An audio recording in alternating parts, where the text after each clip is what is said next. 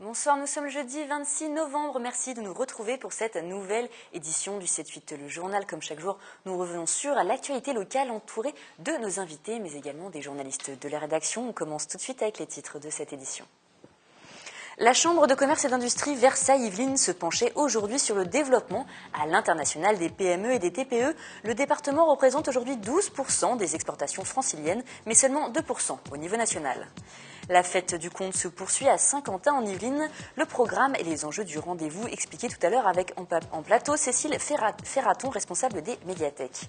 Et enfin, la maison d'édition vicinoise Rue du Monde va publier le 7 janvier, un an après les attaques contre Charlie Hebdo, un livre pour expliquer aux enfants l'horreur, comment aborder cette question avec les plus jeunes. Nous en parlerons avec le directeur de Rue du Monde, Alain Serre, invité également du journal. Et pour commencer cette information, TPE et PME, donc petites et moyennes entreprises, se sont retrouvées aujourd'hui à la Chambre de commerce et d'industrie de Versailles-Yvelines pour échanger autour du commerce à l'international. De nombreux experts des secteurs d'Europe et d'Afrique étaient présents pour répondre à leurs questions. Retour sur cette 5e édition avec Fanny Bourdillon. Fête de l'international, c'était le mot d'ordre ce matin à la Chambre de commerce de Versailles où entreprises et experts ont échangé sur l'importance du développement à l'international. L'international n'est pas, je dirais, un domaine infranchissable, que ce n'est pas une question de taille d'entreprise. Il faut avoir un bon produit, il faut avoir une véritable capacité, je dirais, à se déplacer, aller sur ces marchés quelquefois un peu particuliers parce que culturellement c'est pas toujours facile, et que l'international c'est de la longue haleine. Il ne suffit pas de faire un aller-retour ou 2 allers-retours. Bien évidemment, c'est dans la durée que l'on a un retour sur l'investissement.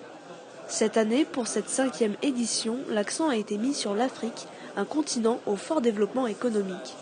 L'Afrique est en attente de partenaires et d'investisseurs dans tous les secteurs finalement de leur économie. Ils cherchent beaucoup à se diversifier et à diversifier leur sources de partenariat et d'approvisionnement. 15 pays européens et africains étaient représentés. Des entretiens individuels avec ces experts du commerce ont permis aux entrepreneurs yvelinois de s'informer sur le potentiel et les opportunités de ces pays. C'est très important puisqu'on sait que l'Afrique c'est un marché qui se développe, donc il vaut mieux être en avance. Il y a un potentiel de développement pour l'entreprise dans les pays du Maghreb d'une façon générale. Et donc voilà, j'ai commencé par la Tunisie parce que la dame était libre. Mais voilà, mais potentiellement il y a aussi le Maroc et l'Algérie qui m'intéressent. La participation au forum a augmenté de 40% cette année. Ce regain d'intérêt pour l'export est plutôt bon signe. C'est une source importante de croissance des entreprises. En 2014, les Yvelines ont représenté 12% des exportations franciliennes. Et ce soir en plateau avec nous 2 invités pour parler littérature et plutôt littérature destinée aux enfants. Alain Serre, bonsoir. Bonsoir. Vous êtes le fondateur et directeur de Rue du Monde à Voisins-le-Bretonneux, donc une maison d'édition. Vous allez nous parler dans quelques instants d'un livre J'atteste, donc publié par Rue du Monde, dont le texte a été largement diffusé après les attentats de Charlie Hebdo, notamment auprès des enfants, et que vous publiez donc enrichi sous une forme enrichie le 7 janvier 2016. Donc ça prend forcément une dimension encore plus forte après les attentats du 13 novembre dernier à Paris. Nous y reviendrons dans quelques instants. Également présente avec nous Cécile Ferraton. Bonsoir. Bonsoir. Alors, je me suis trompée d'ailleurs. Vous êtes responsable du service jeunesse à la médiathèque du Canal. La 15e édition de la Fête du Conte a débuté samedi 21 novembre sur l'agglomération de Saint-Quentin en Yvelines. Elle va se prolonger jusqu'au 5 décembre. Et vous êtes ici pour nous en parler. Donc maintenant, la Fête du Conte, c'est la 15e édition. Oui. C'est maintenant un grand rendez-vous attendu. Oui, effectivement, on s'est rendu compte que petit à petit, on a vraiment fidélisé les gens et qu'en fait, c'est vraiment un rendez-vous qui est attendu. Donc généralement, dès que le programme paraît, tout de suite, on a des demandes, voilà. Et les gens ont vraiment envie de ça. Je pense que d'autant plus que la programmation est tellement diversifiée que finalement, chacun peut aussi retrouver quelque chose qui l'intéresse. Et puis aussi, les gens sont assez mobiles sur le territoire. Donc en fait, selon ce qui les intéresse, ils vont d'une ville à l'autre. Voilà, ils peuvent prendre un peu, voilà, selon l'envie du moment. En fait. Alors pour ceux qui ne connaissent pas la Fête du Conte, c'est l'essentiel de la manifestation tourne donc autour des conteurs. Oui. Comment vous les avez un petit peu choisis? Est-ce que vous pouvez nous en dire un peu Alors plus? en fait, il y a des compteurs qu'on apprécie déjà à titre personnel et donc du coup on a envie de faire venir. Donc ceux-là, effectivement, on les sollicite d'abord. Après, il y a aussi des compteurs en fait qu'on apprécie et qu'on fait revenir d'une année sur l'autre. Il y en a plusieurs pour qui ça a été le cas. On travaille également avec des associations aussi de compteurs locaux qui peuvent aussi faire des interventions auprès du public. Donc après, c'est vraiment en fonction d'affinités, de thématiques qu'on a envie de développer, du public qu'on vise aussi, parce qu'il y a des compteurs qui sont aussi spécialisés plus pour les tout petits ou au contraire plus grand public. Et généralement, ils ont un panel assez diversifié qui permet de choisir aussi le spectacle qui correspondra à notre public ou à notre envie aussi à développer. Alors, vous avez des têtes d'affiche. Comment reconnaît-on un bon conteur? Alors ça, c'est pas évident comme question, ça. Un bon conteur, je pense que c'est avant tout celui qui sait capter le public et peu importe lequel, j'ai envie de dire. Parce qu'effectivement, nous, bibliothécaires à notre niveau, on fait des heures du conte dans l'année. On touche souvent un public qui est plus un public de petits, avec des moyens qui peuvent être des tapis de lecture, des kamishibai, donc des petits moyens, mais qui malgré tout apportent un petit plus. Après, je pense que le conteur, lui, c'est quand même vraiment un art de capter déjà son support livre, son support document, et puis aussi d'arriver à garder l'attention. Moi, j'ai toujours été émerveillée par les conteurs qui finalement arrivent à capter tous les publics, y compris des ados qui sont pas forcément des publics très captifs au départ, ou autant des petits que des parents en fait, et où finalement on a absolument envie d'aller au bout de l'histoire, du conte, Alors cela s'adresse à tous les âges, même les plus de 7 ans qui savent déjà un peu lire. Oui. Est-ce qu'ils sont quand même conquis par les auteurs, par les conteurs? Ah oui, généralement ça marche. Si justement on tombe sur le bon conteur, le bon spectacle au bon moment, oui bien sûr, il n'y a pas de souci par rapport à ça. Et généralement, c'est même souvent qu'ils aient pas envie vraiment de partir en fait. Donc ça vise un public quand même assez large, même si c'est en priorité les enfants. Il y a aussi des choses pour les adultes. Oui. Il y a d'autres initiatives proposées comme des ateliers d'écriture et de création. Vous parlez de kamishibai, c'est ça tout à l'heure? Si vous pouvez nous en dire un petit mot. Oui, également. En fait, on a cherché effectivement à toucher un large public et dans des initiatives qui étaient différentes. Donc c'est pas uniquement des spectacles, ça peut aussi être sous forme d'ateliers. Et en fait, ces ateliers qui se passent en amont de la fête du conte ont une restitution à ce moment-là aussi pour justement une visibilité pour le grand public, pas uniquement pour les participants. C'est vraiment l'idée en fait de montrer ce qui se passe sur le territoire, la richesse aussi qu'il peut y avoir sur ce territoire-là. Et donc pour ça, on travaille en fait avec des intervenants, donc soit conteurs, soit effectivement auteurs, illustrateurs jeunesse par exemple. Donc il y a eu notamment effectivement 2 initiatives, un atelier d'écriture avec des adultes et qui donne lieu à une lecture. Et puis il y a eu également un travail avec des classes de maternelle avec lesquelles on a créé un kamishibai géant en fait qui est exposé à la médiathèque du Canal pendant toute la durée de la fête. Un kamishibai, qu'est-ce que c'est pour ceux qui ne connaissent pas? Un kamishibai, à l'origine, ça vient d'Asie. Le principe, c'est qu'on raconte une histoire dans un petit théâtre en bois, en fait. Le principe, c'est des planches qui sont les unes après les autres. D'un côté, il y a l'image et derrière, il y a le texte. Donc, en fait, l'intervenant bibliothécaire lit le texte et les personnes qui sont en face ont les images, en fait, en même temps. Et on tourne, en fait, on passe les planches les unes derrière les autres pour lire, en fait, l'histoire. Donc, la fête du conte, c'est un événement quand même très familial, mais il y a aussi des choses spécifiquement pour les adultes, notamment une conférence sur la figure du monstre au cinéma le 28 novembre à 15h30 à la médiathèque Jean Rousselet. Oui, effectivement, c'est samedi après-midi. Donc là, c'est quelque chose qui est un petit peu innovant pour cette année. Donc effectivement, ils ont vraiment envie que ça fonctionne aussi. Eux, ce qui les intéressait, c'est effectivement aussi de pouvoir organiser quelque chose d'un petit peu différent, vraiment à destination d'un public adulte, sous forme de conférence également, mais qui soit quand même assez interactive. Et puis, qui puisse correspondre aussi un petit peu... un peu à tout le monde, en fait, à tous les adultes, qui ne soient pas non plus quelque chose de trop compliqué. Donc effectivement, je pense que ça peut être très intéressant, d'autant plus que c'est un intervenant qui est quand même spécialisé aussi dans le cinéma. Donc effectivement, je vous engage vivement à y aller parce que je pense que ça peut être vraiment, vraiment très intéressant. Il y a des thèmes un peu spécifiques qui ont été choisis cette année. Vous avez choisi en fonction de quoi, notamment par rapport au voyage, c'est ça? Oui, alors nous, en fait, on a choisi cette thématique-là pour le coup au Canal, pas forcément dans les autres médiathèques. Les autres médiathèques, c'était plus des pays particuliers, le Brésil, l'Orient. Nous, on a choisi le voyage en fait. Pourquoi? Parce que déjà c'était un thème assez large qui nous permettait de rassembler plein d'initiatives différentes. Et puis aussi parce que justement sur le thème du conte, c'est quelque chose qui, je trouve, se raccroche particulièrement à ça, parce que je trouve que le conte, par définition, c'est quelque chose qui fait voyager, ne serait-ce que voyager dans l'imaginaire, et qui en plus a une richesse énorme, d'autant plus que ça se raccroche à finalement des traditions orales aussi, donc des histoires qui sont racontées. Ça peut être la même histoire, mais qui ont racontés de manière très différente dans différents pays. Donc c'était tout ça en fait qui était intéressant pour nous. La diversité de ce qu'on pouvait offrir autour de ces thèmes-là. C'est un moyen de faire passer des messages aussi, des valeurs. Aussi, je trouve que le conte, et c'est aussi pour ça que je suis très contente en fait d'être en plateau avec Alain Serre, parce que je trouve que leur travail pour ça est aussi vraiment superbe. Je trouve que le conte, c'est aussi un moyen de faire passer des valeurs, parce que par ce biais-là d'imaginaire, de fiction, on transmet des messages aussi. Alors plus forcément sous la forme de la morale, comme dans une fable, mais en tout cas, c'est souvent des textes très forts, et je trouve que c'est important aussi aujourd'hui, et je pense d'autant plus dans le contexte actuel en fait. Justement, nous allons y venir, Alain Serre. Donc les contes, vous en publiez également de votre maison d'édition. Donc voilà, vous êtes d'accord, c'est un moyen de faire passer des messages aux enfants? Les contes sont l'héritage de l'humanité, immatériel. Et c'est une belle transmission. On va voir les notaires pour penser aux transmissions parfois, mais il faut aller voir les conteurs. Ils nous transmettent des choses beaucoup plus importantes, qui sont effectivement des manières de vivre ensemble, des manières d'affronter la vie, de résoudre ses problèmes, de projeter des manières de grandir et de parler aussi de la mort, du sentiment amoureux, de tout ce qui fait la vie. Et tout cela, effectivement... à part les conteurs, dans les contes et dans les livres, il n'y a pas grand monde qui peut en discuter avec les enfants. Alors il y a des ateliers philosophiques dans les écoles, par exemple. C'est un bon moment aussi d'échanger son point de vue sur la vie. Mais le conte est un moment privilégié et dès le plus jeune âge. Donc une vitamine importante dans la vie de l'enfant. Alors vous êtes ici pour ne parler non pas d'un conte, mais d'un livre que vous publiez le 7 janvier 2016, qui s'appelle J'atteste. Alors c'est à la base un texte court de Abdelatif Lahabi, poète marocain, qui a notamment été lauréat du prix Goncourt de la poésie en 2009.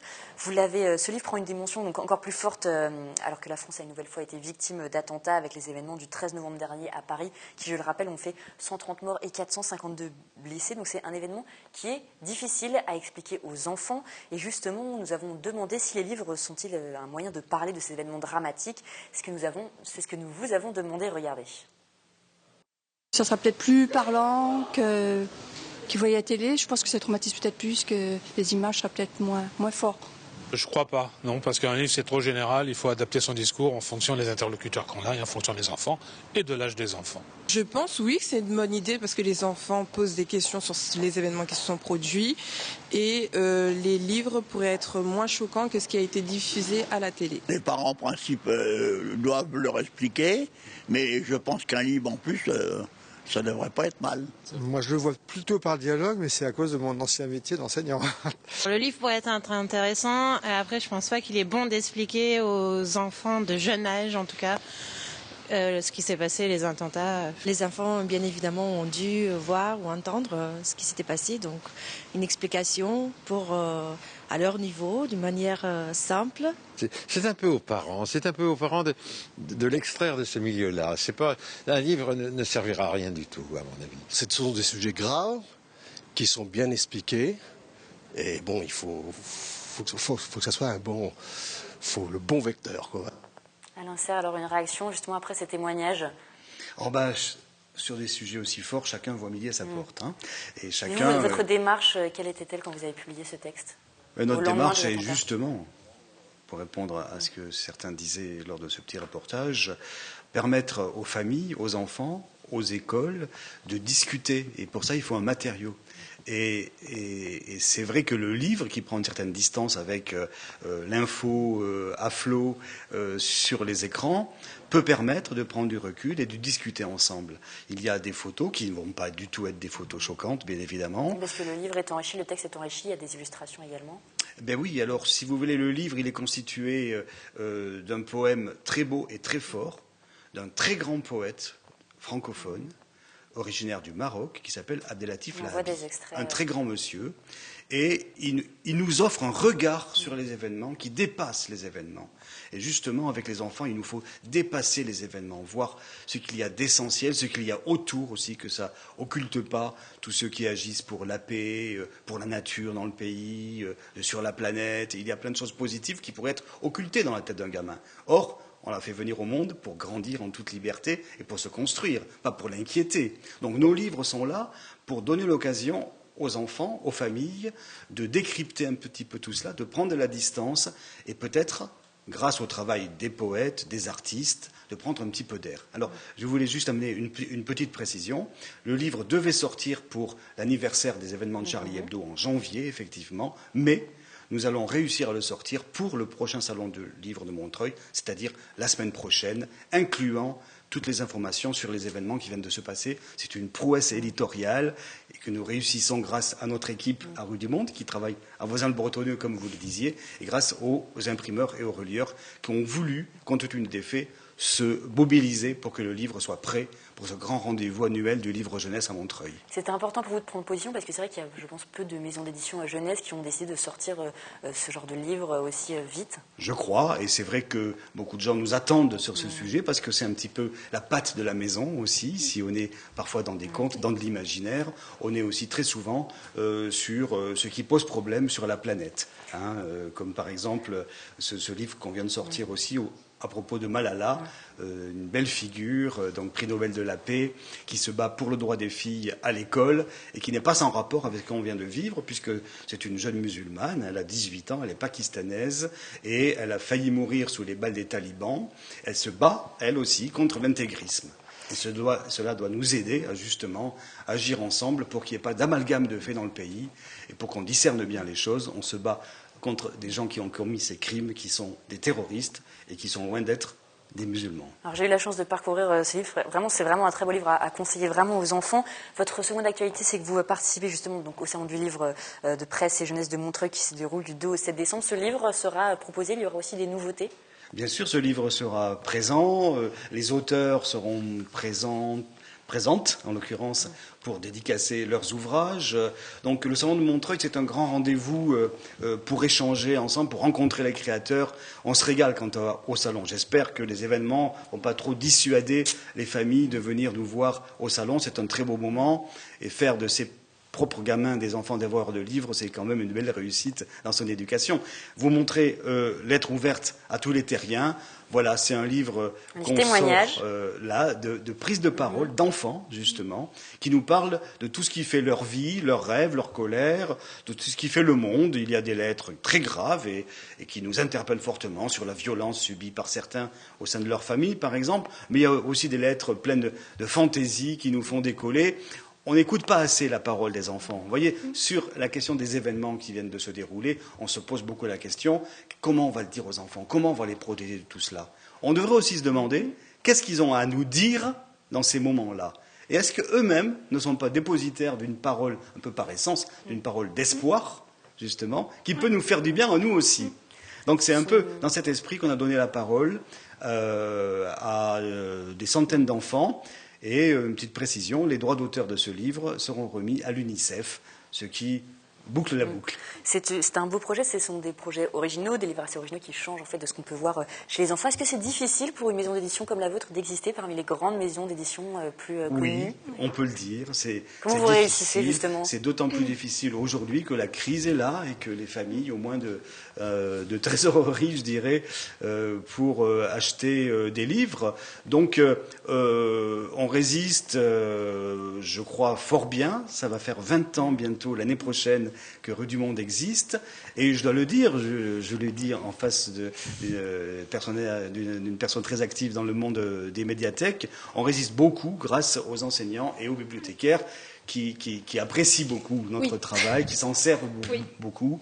Et c'est vrai que si il n'y avait pas en France ce magnifique réseau de la lecture publique, je crois que des petites maisons comme la nôtre auraient du mal à exister et du coup, ces livres-là, du mal à naître. Donc vous voyez, la boucle est bouclée entre le service public et la vitalité du paysage éditorial dans le pays. Nous, on le ressent très fortement à Rue du Monde. C'est comme ça que Rue du Monde est née, d'ailleurs. Eh bien, merci beaucoup. Ce sera justement donc notre mot de la fin. Alors, je le rappelle, j'atteste donc texte d'Abdelatif Lahabi, enrichi de textes, d'explications et d'illustrations également, sera publié donc avant le 7 janvier, donc en 2015. Dès la semaine prochaine. Dès la semaine prochaine, voilà, vous savez, c'est une exclusivité. Vous serez présent du 2 au 7 décembre au Salon du Livre et de la Presse Jeunesse à Montreuil. Et je le rappelle, la fête du conte se poursuit jusqu'au 5 décembre sur l'agglomération de Saint-Quentin-en-Yvelines. Merci à vous deux d'avoir répondu à notre invitation. Et aujourd'hui, c'était la répétition générale pour les élèves de CM1 et CM2 des écoles Pagnol et Bouvet de Coignères, associés au théâtre Alphonse Daudet. Ils ont monté un spectacle, Les Aventures de Pinocchio, dans le cadre de leur TAP, temps d'activité périscolaire. Dernière répétition avant la représentation en public samedi soir. C'est Flora Namani et Jérémy Kiesada y ont assisté. Regardez. Regardez qui voilà, regardez qui est là, regardez qui voilà, c'est notre ami Pinocchio. À chaque commune son TAP. La ville de Coignères s'est associée au théâtre Alphonse Daudet pour créer un pôle spectacle vivant. Répétition générale aujourd'hui du spectacle Les Aventures de Pinocchio pour les enfants des TAP en compagnie des comédiens qui les encadrent. L'intérêt, c'est que les enfants voient les gens qui les forment toute l'année, qui les voient aussi avec les mêmes difficultés. Et ça se passe très très bien. Comme les intervenants qu'ils ont toutes les semaines, eh bien, ils travaillent avec eux et ils voient qu'ils ont autant de difficultés qu'eux pour se mettre sur scène et se mettre dans l'histoire. Les élèves de CM1, CM2 des écoles Pagnol et Bouvet préparent depuis 3 mois chaque semaine leur spectacle Les Aventures de Pinocchio.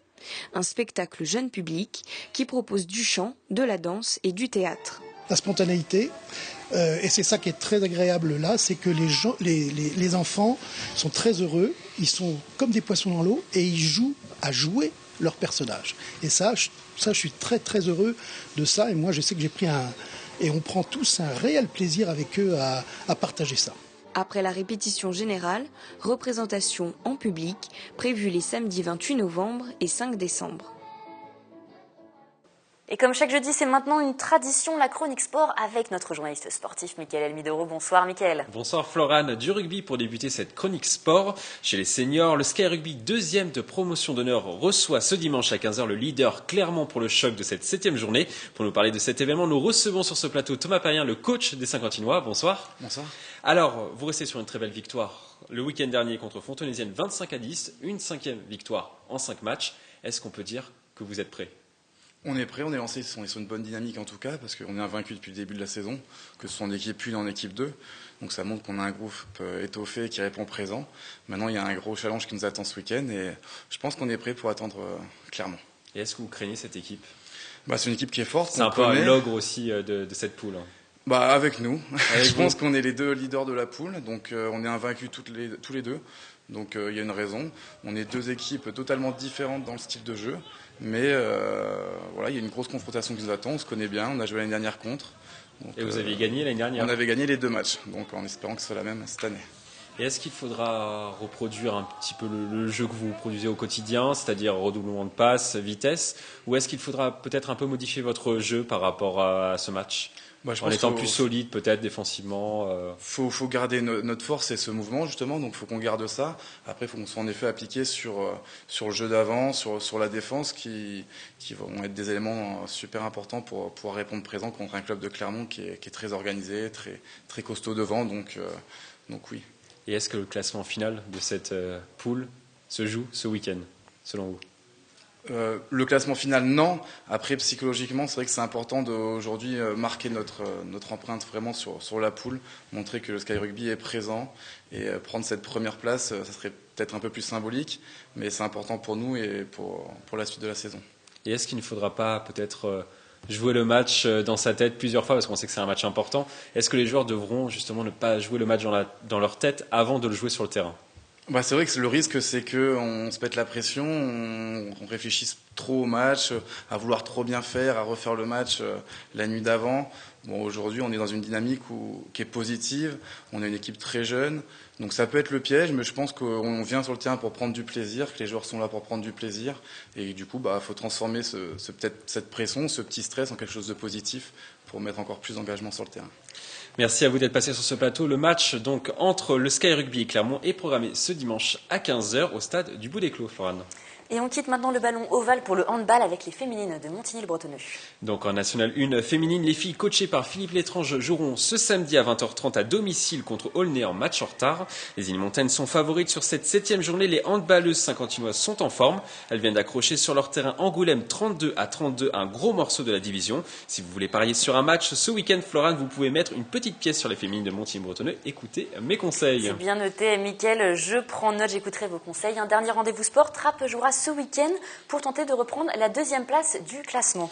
Oui, Florane, Trappes a perdu pour la première fois de la saison le week-end dernier contre Vert 1-0 à l'extérieur. Conséquence, les Trappistes ont abandonné la 2e place du classement au profit de Saint-Leu. Pour rebondir, les Saint-Quentinois reçoivent plutôt ce dimanche au stade Gilbert Chansac. Une équipe qui compte le même nombre de points que les Yvelinois. L'objectif sur cette partie est donc clair. Gagner pour creuser l'écart avec Puteaux et tenter de reprendre la 2e place du championnat. Merci Mickaël, on vous retrouve dans quelques minutes il me semble pour votre talk. Si on parle des sports, quels seront les thèmes? Allez, faites-nous un petit peu de teasing. Nous allons justement parler de l'élimination de Versailles en Coupe de France, mais également de voile avec le Versaillais Tanguy Delamotte. J'espère que vous allez regarder l'émission en régie, Florane. Mais évidemment Mickaël, je ne raterai ça pour rien au monde. Merci à vous, à la semaine prochaine on vous retrouve pour la chronique, mais aussi lundi pour le 7-8 sport. Et une dernière information avant de refermer ce journal, ce soir à 19h30 et demain à 21h, le Prisme à Elancourt accueille la compagnie Déclic Théâtre, des comédiens amateurs et professionnels sur scène pour un classique du répertoire de William Shakespeare, Le Songe d'une nuit d'été. 6 jeunes amateurs de trappe issus des matchs d'impro participent en effet au projet. La pièce raconte l'histoire de jeunes amours contrariés d'artisans devenant comédiens, de faits bien sûr. Si la forme a évolué, le fond lui ne change pas. Il s'agit toujours d'une pièce autour du désir et de son apprentissage. Et c'est la fin de ce journal. Je vous remercie de nous avoir suivis. Alors restez avec nous car vous le savez, vous avez rendez-vous à 19h30 avec Mickaël Elmidero et ses chroniqueurs pour le talk Si on parlait sport. Demain, vous retrouvez Wilfried Richie pour une nouvelle édition du 7-8 le journal. Quant à moi, je vous retrouve lundi. Je vous souhaite donc une bonne soirée et un excellent week-end.